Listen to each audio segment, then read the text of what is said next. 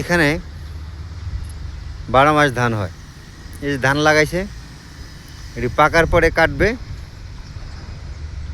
কাটার পরে আবার লাগাবে 12 মাস। তারপরে মিষ্টি আলু, গোল আলু, এগুলা সব সময় একবার টাটকা পাবেন, পুরান নাই, সব নতুন। ওঠাইতেছে বেচতেছে, আবার লাগাইতেছে, ওঠাইতেছে বেচতেছে, এই সিস্টেমেই চলে এখানে। ধানগুলা স্কিম নাই, 12 মাসে বৃষ্টি আসে, বৃষ্টির পানিতে ধানগুলা হয়।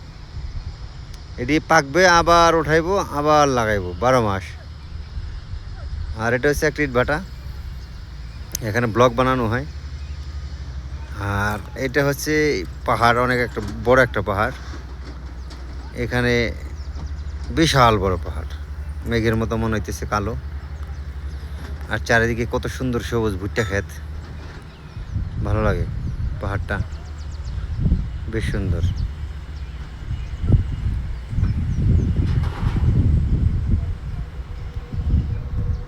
যাই হোক, সবাই ভালো থাকবেন।